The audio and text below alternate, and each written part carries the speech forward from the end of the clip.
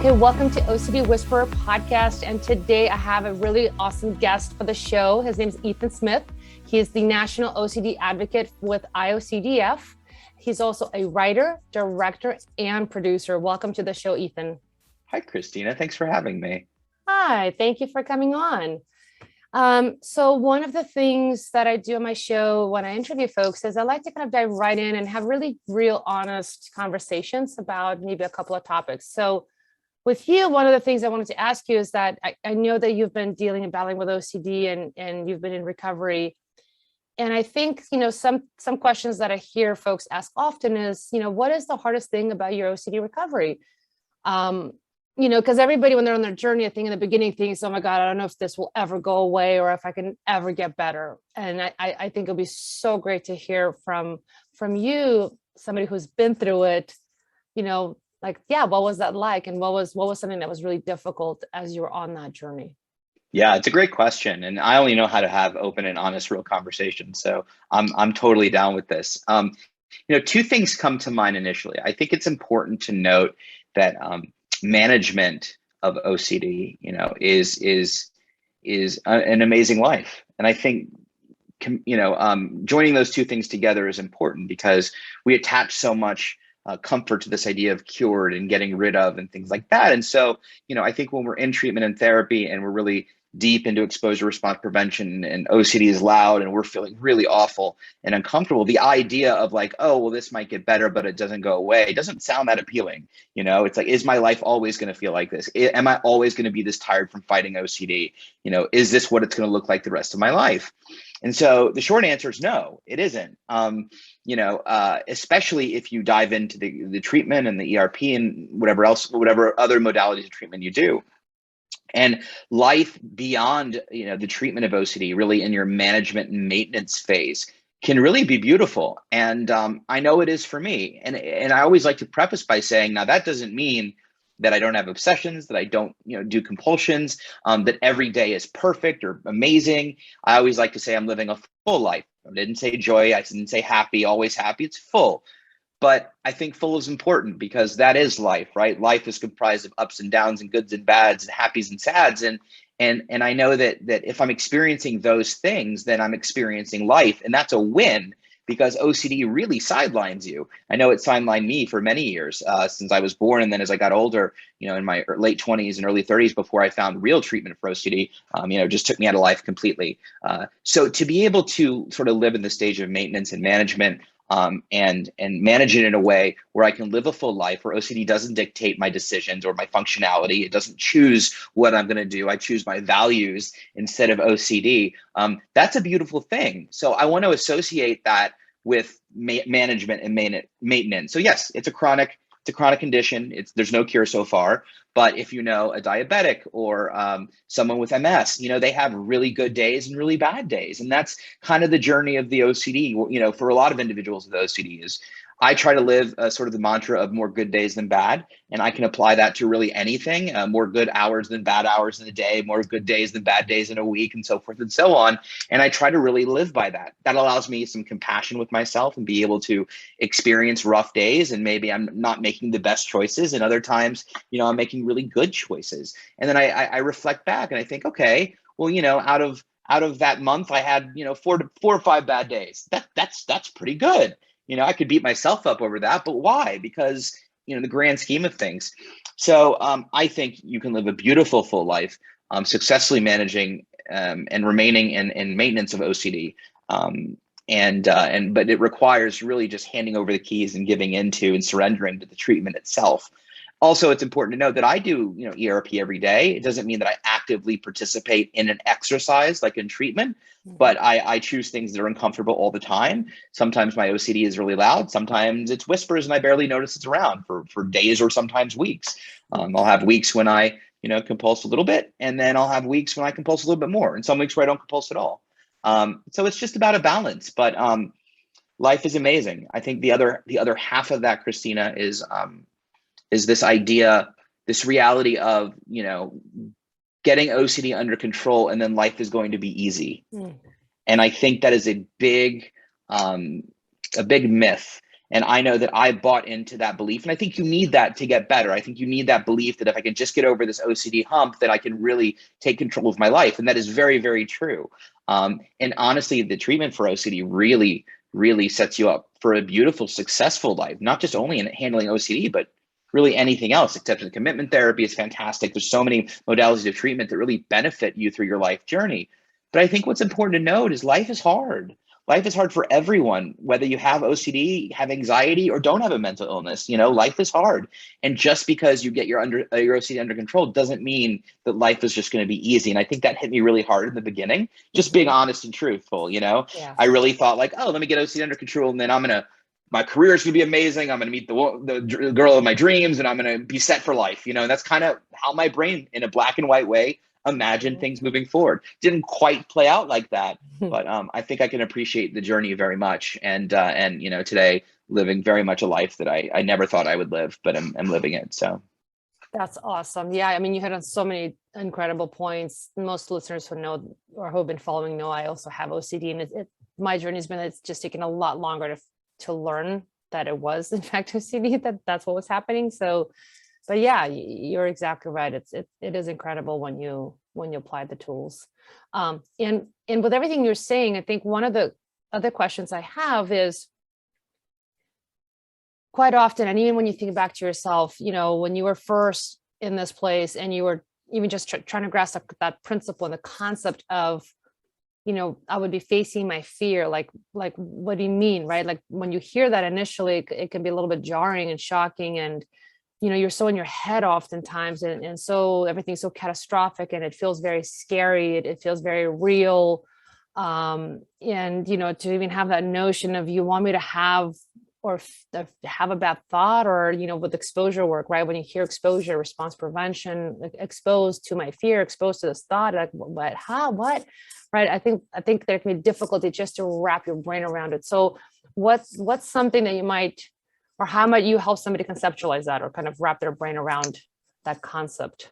That also is a great question, and something that I definitely struggled with as I engaged in ERP for the first time at 31 after having OCD for 30 years and engaging in, compulsions and the improper treatment, tons of clinicians and therapists that didn't know how to do ERP. So by the time I found it, not only was it intimidating, but I also didn't believe it would work because nothing else had worked up to that time. So my willingness and my hope were really depleted.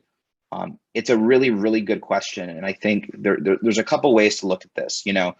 I think that individuals with OCD are so brilliant and so intelligent and talented and they have vivid imaginations and creative. And that's true across all individuals with OCD. It's research shows us that. And so with that is the blessing is the curse, right? I think that we tend to overanalyze ERP. We tend to overthink it. We want to figure it out. And I think that is does us such a huge disservice, and our brains are so analytical. I always use the example. It's like the difference between somebody handing you a cell phone and saying, make a call, and you just make the call, or somebody handing you a cell phone and say, make a call. And you go, well, first, how exactly does this work? And why should I make the call? And let's open up the back and, it goes to a satellite. And how does that work? And that's a great example. And I always think about that because the best thing you can do in treatment, and I always say this, is you listen and say yes. That's all you have to do. Like, we overcomplicate so much, and listening and saying yes is really, really scary because your OCD is screaming at you. You're having feelings, and because you have those feelings associated with thoughts, it feels more real. It feels more that danger, that fight or flight. But it really is about trusting in your treatment provider, handing over the keys, and listening and saying yes can be your best friend in that, even though everything in your body and mind is screaming, this doesn't make sense. This is insane. I shouldn't be doing this. This is to protect me, or, whatever. The other thing I'll say is I had a really hard time making sort of what we call the shift. I think I went probably 8 or 10 months and could teach ERP to anyone, but I couldn't embrace it for myself. And it was really frustrating for me because I saw people around me getting better, and I couldn't figure out how how to get better. I thought I was doing the same thing as they were doing, but it wasn't working for me. And I was very thrown off by that fact. And therapists would say to me, you're not fighting your OCD. And I really didn't know what that meant. It felt like a very sort of vague, nebulous phrase to me. Like, what does it mean to fight your OCD? I don't know. I don't want to have it. It really didn't, What for me was a real turning point in being willing to face the things that scared me most was, first of all, knowing that there was no way around it. Right? You have to go through the fire to get on the other side. There really isn't a way around it. You cannot think it. It's illogical. The compulsions, look, they work at first. That's why you continue to do them. They do relieve the anxiety, but every time you do it, it's less and less and less unless you get stuck in the cycle. For me, clearly identifying what I was losing in my life by choosing OCD made a profound difference in the way I approached treatment. And of course, what I'm talking about is like, what were my values? What was important to me? How did I want to go through life? And what were the things that I wanted to focus on and put my behaviors toward? And we hear the word values all the time, and they can mean different things to different people. And even when somebody said, oh, well, don't you want to live toward your values? That seemed vague to me. That was too broad. I didn't understand that. So when I started to really sort of get granular with it and think about exactly what I was losing when I chose to compulse, and making room to be able to discover that there's a choice in that. You're choosing to compulse, even though sometimes it feels like I can't. It isn't I won't, I'm choosing. But when I could say to myself, okay, Ethan, you have a choice. You can either compulse and maybe get relief, maybe not, or you can dive into this treatment, make a value-driven decision, and work towards something that you love. And as hard as that was, I started correlating the idea of choosing OCD was saying no to fill in the gap. At the time, I was an actor. So I'm saying no to this audition that I want to do tomorrow. I'm saying no to wanting to spend quality time with my family. I'm saying no to exercising. I'm saying no to meeting my significant other that I want to grow old with. I'm saying no to all of those things that are so important to me, that really just drive me. And when I started realizing that choosing OCD was actively saying no to the things that were most important to me, I had a harder time saying no to those things. And suddenly, I was willing to fight a little bit more because it didn't make sense that I was saying no to the things that I loved most. So when I got real specific into the reason, okay, if I choose OCD, what am I losing? What am I choosing to lose? And when you think about it in those respects, it feels a lot more weighty decision, but it helped me sort of visualize exactly how to fight my OCD and what I was choosing in order to fight my OCD, as opposed to just saying, oh, I got to fight my OCD, but I really don't know what that means. Yeah, wow, that's a really great answer. And I love that you leaned right into that. And I also appreciate that, it does take a little time sometimes, like you said, to really make that shift. And part of making a shift, what I'm really hearing is figuring out how to make sense of some of these things. What exactly, what's the cost? What's the benefit, right? Is there a benefit to doing compulsions, and what's the cost of it? And getting super clear. And granted, sometimes I think as humans, we're so good at justifying to ourselves why this feels important and why but I should do this. Well, yeah, that stuff's important, but no, but I have to do this now. We're just so good at that, and kind of uncovering, I think, some of those underlining justifications that really would give ourselves. I think it sounds like it also can be really helpful in terms of getting clear, right? What excuses really am I giving myself for why this? I would say you can always go back to compulsing. I mean, you can always choose to go back to that, but as long as you came here to get help, wherever here is, where you're trying to access treatment, and if you're reluctant to engage in ERP, you came for a reason. You weren't happy with something. You weren't happy with the way your life was living. You were exhausted from compulsions. I know this is terrifying, but give this a try. And see how you respond to it. I think it's important to hear from other people that have gone through treatment successfully, because really, I think we relate to that. I sat there when I was really sick, listening to people speak and saying, hey, I went through this and I could do this too. You can do it too. And I literally in my mind was just cursing them out. I was like, you don't know what I'm going through. My OCD is different. My OCD is special. You have no idea. Or when a therapist, I did the same thing mentally to myself as a therapist. Well, you don't know what I'm going through. You've never seen a case like this. My OCD is special. We all feel like our own OCD is special. It's not. We're special. Our OCD is not. but lo and behold, suddenly, last 10 years, I'm having these talks and I'm now that person, but I know there's people looking at me going, that's nice. You don't get it. I'll never be you. And I'm like, no, you can be. Like, if I can get better, you can too. Right. So that's why I love to advocate and talk about it, because it's important to see yourself in other people and vice versa to help lift people up and move forward in something that is can be really scary. Absolutely. I love you said that. Honestly, I've had the same thoughts before. Whatever, dude, you don't know, like my stuff is different. Like I've got these other nuances. And then you look further, and as you go through everything, you realize, wait a minute, this is literally super common. And I love the other point you made, which is to really, I think, understand and grasp the concept that you really can't bypass the process. Like you have to go through the fire. I think you said you have to really go through the belly of the beast, if you will, to come out on the other side. And I think so many folks are constantly trying to see if there's something else they can bypass or some other way they can skirt around it. And at the end of the day, it's really coming to that acceptance of like, look, I have to be willing to feel some sort of discomfort so I can kind of help myself relearn. It's that weird relationship with OCD, because as much as we hate it and we don't want it and we don't want to experience it, it's the devil, many times, it's that other side, that thing that you don't know is so scary that it's like, well, I know what to expect with this pain, this suffering. I don't know what to expect over that hill that I can't see. And so maybe I'll just stick with what I have. And there's that constant push and pull between those two things. Yeah. So, understanding that even though you may not be able to see the other side, jumping to reach it is worth it. Totally. Thank you so much for your time. The last question I have for you for today, it's, what would be something that you'd like to leave for our listeners, a message or a statement or anything else to kind of just help people be inspired and maybe move on or take one step towards their healing? Yeah, for sure. I mean, there's always help. There's always hope. You can get better.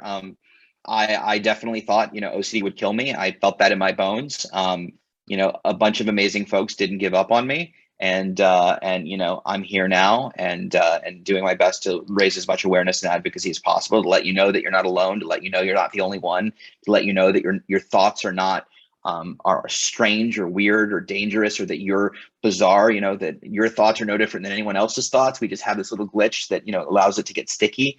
But at the end of the day, it's really important to know that you can get better. You can absolutely get better. And I always like to tell my story, because I always feel like if I got better, you can too. And so, I just want to leave everybody with knowing that, like I said, there's help, there's hope, there's amazing resources. You can always visit the IOCDF.org and to look up tons of resources, live streams, to feel, to get support along the way. And what do you have to lose? Yeah, that's great. And how can people find you if they'd like to connect with you? Yeah, for sure. You can follow me at ETHWriter at Instagram. I really should change that, but it's ETHWRITER. And also anybody can email me if they have questions about OCD or want to connect. You can email me at ETHOCD, that's ethocd@gmail.com. Beautiful. Thank you so much for your time. Thank you, Christina.